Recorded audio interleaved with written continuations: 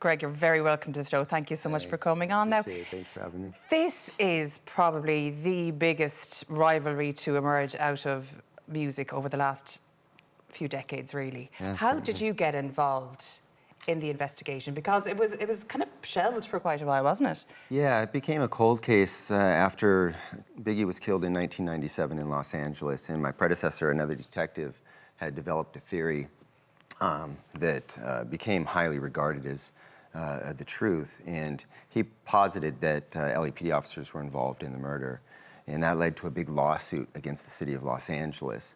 And so here, 10 years after that lawsuit's kind of working itself through the courts, there's been no resolution in the case, and the LAPD realizes that if they don't get to the bottom of the matter, they may be being held responsible for, at that time, what a judge was assessing to be $400 million in damages. So it was Biggie's mother that had instigated that lawsuit? That's correct. Yeah. So, and this was basically the LAPD's attempt to exonerate themselves, and you were the boss of that investigation. Yeah, I was recruited in to lead a task force, and we were treating every theory as if it could be true. I mean, if it were LAPD, then that's what we were going to discover. But the LAPD, I believe, was very confident they weren't culpable, and so they just let us have free rein to go figure out what happened, and we did. Yeah, and were you actually given free rein? Was there any pressure exerted on you from the top to, like, if it went a certain way, not to do that, or? No, absolutely not. We had absolute freedom, and that's why we brought in other federal agencies, the FBI and the U.S. Attorney's Office, so that there would be this this philosophy of accountability. So it wasn't just the LAPD involved saying that we weren't involved, that it wasn't us. We had all of these other resources brought to bear so that they could corroborate that. Yeah, it's an absolutely fascinating case to work on. I've been watching some of the Netflix shows. Of course, movies like Straight Outta Compton and things like that over the years have really kind of focused people's attention on the whole hip-hop scene, because I suppose externally you might have think it was almost like a joke rivalry, but it wasn't. The East Coast and West Coast thing got really, really violent. It really did, and it just continued to evolve. It was a war on words, and then public disrespecting, and then ultimately violence, and then people started getting shot. Tupac and Biggie weren't the first ones to die in that conflict, nor the last, but they're the most, you know. And they were originally friends. Originally really close friends, yeah. And that's how they just evolved from music rivalry to actual deaths on both sides. Yeah. Now, technically speaking, no one's been charged with the murders, nobody's been jailed for committing them. You have come up with, through your investigation, your own theories on what actually happened. Yeah, and I don't regard them as theories. You know, as an investigator, this is what happened. I know as an investigator, definitively, these are the facts behind the case. But by the time we made that discovery, by the time we got that evidence, so much damage had been done. It's, 15, 16 years after. Half the people are dead, the co-conspirators, most have already passed away. Very difficult case to prosecute. And that's why there's been no justice in it as far as bringing somebody to court. Yeah. Was there a will to continue? I know once the LAPD were exonerated, the case was pretty much shelved, but was there any will to actually get to the bottom of it and find out and maybe bring people to justice, or was that, no, we're not, it's not our fault, right, that's it, the task force is over? Yeah, I think the corporate decision, the LAPD said, listen, the prosecution's going to be too difficult. We're already spending an enormous amount of money and resources, and it's just not going to be something that we can ever present in court. So they decided that they'd just kind of cut their losses at that point. I suppose one of the main players in this suit is Suge Knight. He's in jail now, isn't he? Yeah, just got convicted. He's doing murder. It's a separate murder now, but like he was, I suppose, a kingpin over, like, a great friend of Tupac, with the record industry there, and now it just goes to show this isn't just Hollywood. This happens. People, they are killing each other, even if it's only over music. That's right. Yeah. How did you get involved? Now, you're executive producer of Unsolved. How much input did you have? Like, did you get to pick who played you? Because, I mean, all the time, we've often talked about this in the show, who would play me in a story of my life? You got Josh Duhamel, which is kind of cool. Right. I have to admit, it's kind of cool. You must have been pretty impressed with that. You don't see the resemblance? Absolutely. See, you don't have the cap on. So you don't have the cap, so I can't quite get it. But how much input did you have to the story and actually guiding the actor through the process of this? A lot. I was involved in the production from the very beginning. Me and the creator of the show, Kyle Long, got together. He wrote the pilot script, a lot with my input. We tried to keep it as authentic as possible.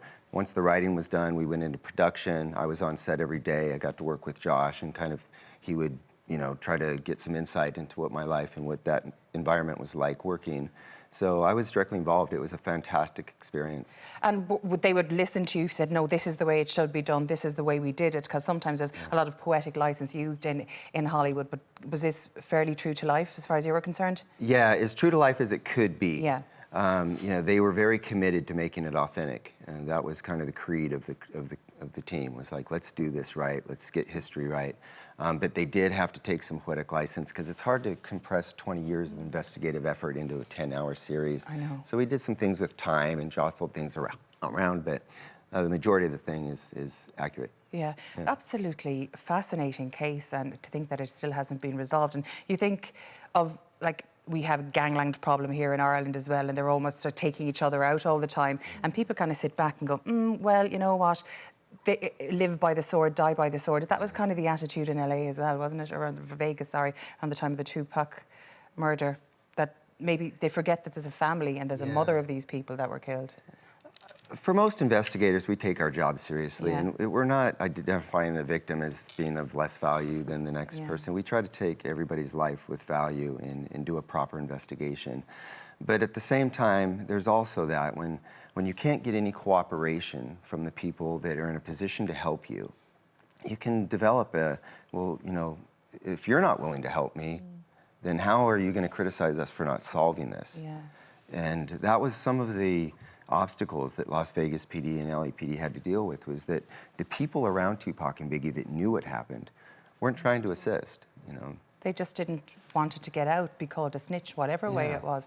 Because in watching the series, you do get a great sense of that. Even the scene where Tupac is shot and the officer asks him who did this, and he tells him to F you, basically. And he could have. He could have said who did it, and that was like probably one of the last times he was conscious.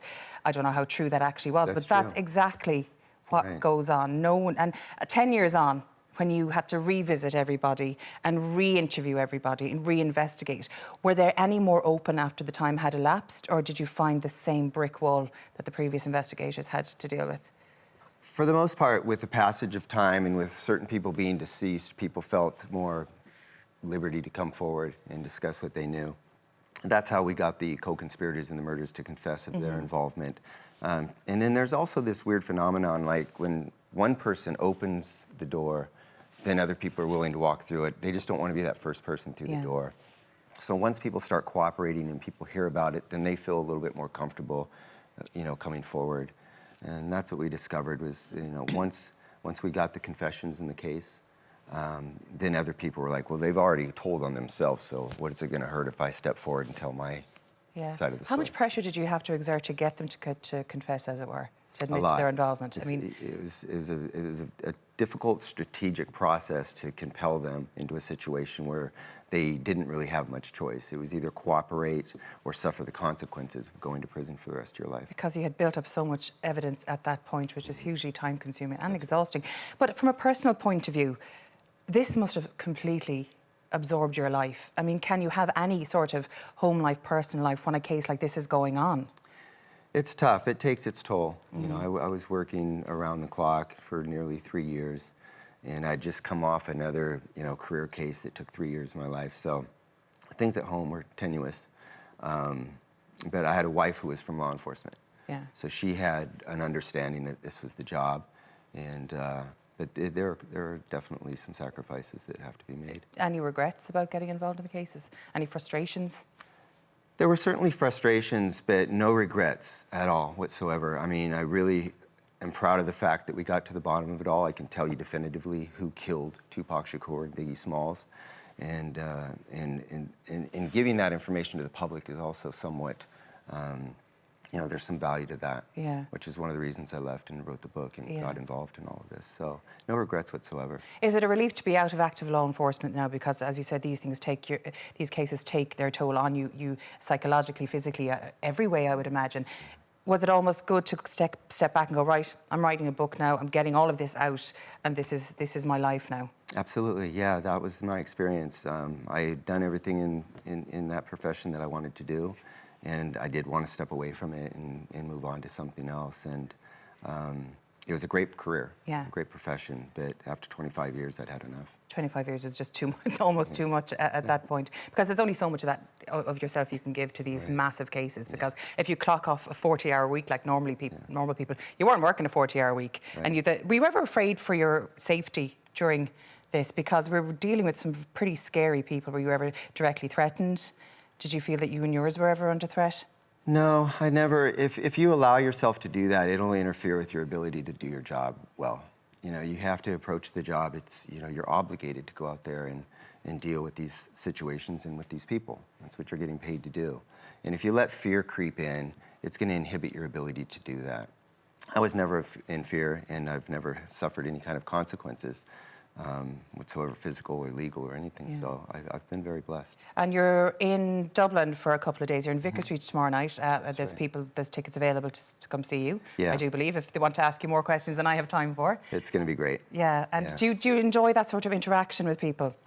I really do. I enjoy talking about the case. I enjoy bringing some resolution to people who you know, Tupac and Biggie were really important to a lot of people. I didn't realize how big they were before I got involved in the case, but like internationally, they have this huge, you know, following and fanship. Still do.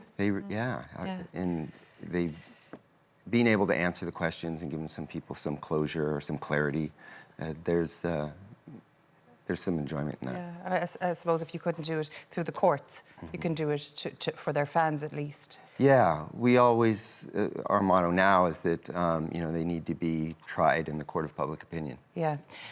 Now, I suppose for many people that we've heard all the myths over the years that Tupac's alive and well and living in Malaysia and all that sort of stuff. It's like Elvis or Adolf Hitler's still alive. It's one of those ridiculous rumours, which is complete rubbish, really. Absolutely. I mean, I deal with it every day. I'm telling you, you're going to have people coming up tonight. Where is Tupac and is he still? But when you think of it, they're young, 24 and 25, shot to death in a needless way. I mean, it's absolutely frightening when you think about it. And the tickets, unfortunately, I'm after going way over time. The tickets available on Ticketmaster for anybody who wants to ask more questions on that.